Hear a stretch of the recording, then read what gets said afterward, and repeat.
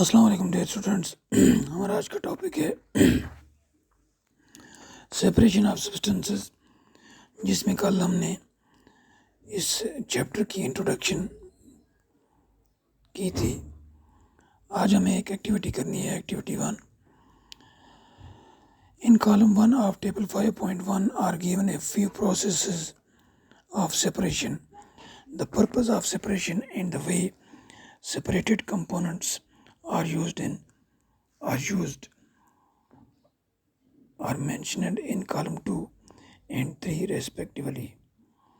However, the information given in columns 2 and 3 is jumbled up. Can you match each process with its purpose and the way separated components are used? यानी हमारे पास एक table है 5.1, इसमें कुछ process दी गई हैं separation की, यानी चीज़ों को अलग अलग करने की।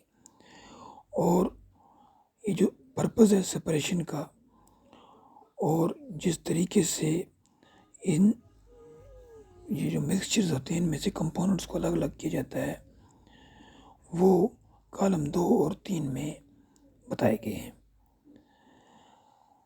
लेकिन कॉलम 2 और 3 में जो इंफॉर्मेशन है वो जम्बल्ड फॉर्म में है, और हमें हर एक प्रोसेस को उसके पर्पस और जो सेपरेशन का तरीका है, जो सेपरेटेड कंपोनेंट्स हैं, उनसे मैच करना है। जैसे पहला है सेपरेट स्टोन्स फ्रॉम राइस, यानी हम राइस जो चावल होते हैं उनमें छोटे छोटे कंकर होते हैं, उनको सेपरेट करते हैं। क्यों सेपरेट करते हैं, उसकी पर्पस हमें कॉलम 2 में ढूंढनी है। इसमें 3 ऑप्शन है। एक है to separate two different but useful components, यानी ये 2 कंपोनेंट हैं और दोनों यूजफुल हैं। अब हम देखें राइस और स्टून, ये दोनों हमारे लिए कंकर होते हैं, पत्थर के, कोई यूजफुल नहीं होते हैं। इसका मतलब है ये उसके लिए नहीं है। दूसरा है to remove non useful components impurities, तो ये जो है ये इसके लिए फिट बैठता है, क्योंकि कंकर जो होते हैं, जो छोटे छोटे स्टोन्स होते हैं राइस में, नॉन यूजफुल होते हैं और इम्प्योरिटीज़ भी होती हैं। अब हम देखेंगे तीसरे कॉलम में इसके साथ कौन सा मैच करता है। We throw away the stone component, we throw away the tea leaves, we use both the components. तो इसमें यह आएगा we throw away the stone component, यानी जो चावल में कंकर होते हैं वो निकाल के हम फेंक देते हैं। इसी तरह जो दूसरी प्रोसेस है सेपरेशन की, churning milk to obtain butter, यानी दूध को हम, जिसे हम पहाड़ी में कहते हैं रेड़कना, यानी दूध को हम जो बिल्कुल वो चर्न करते हैं और उससे हम बटर हासिल करते हैं। अब इसमें देखना है कि कॉलम 2 में कौन सा मैच होता है। इसमें हम देखेंगे to separate two different but useful components. इसमें मिल्क में 2 कंपोनेंट्स होते हैं, दोनों यूजफुल होते हैं, तो ये इसके साथ मैच करेगा। अब तीसरे में देखेंगे हम वो यूज़ बोथ द कंपोनेंट्स, यानी हम दोनों कंपोनेंट्स को इस्तेमाल करते हैं। इसी तरह तीसरी जो सेपरेशन प्रोसेस है, सेपरेट टी लीव्स हम सेपरेट करते हैं, तो हम लिखेंगे टू रिमूव इम्प्योरिटीज़ और हार्मफुल कंपोनेंट्स, तो ये हम इम्प्योरिटीज़ में से निकाल देते हैं। ये जो है इसके साथ फिट होगा to remove non useful components impurities.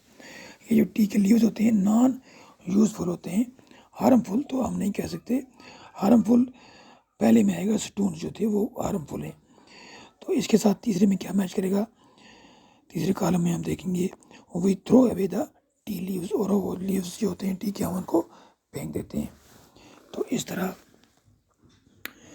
हम देखते हैं कि इससे पहले कि हम एक सब्सटेंस को इस्तेमाल करें, हमें उसमें से जो हार्मफुल या नॉन यूजफुल सब्सटेंसेस होती हैं, जो उसके साथ मिली हुई होती हैं उन्हें हम अलग करते हैं। और कभी कभी ऐसा भी होता है कि हम जो यूज़फुल कंपोनेंट्स हैं उनको भी अगर ज़रूरत हो तो हम उनको भी अलग करते हैं। जिस तरह हमने churning of milk to obtain butter ये डिस्कस किया, उसमें दोनों चीज़ें जो है यूज़फुल होती हैं, दोनों को हम जब हमें ज़रूरत पड़ती है हम अलग अलग कर देते हैं।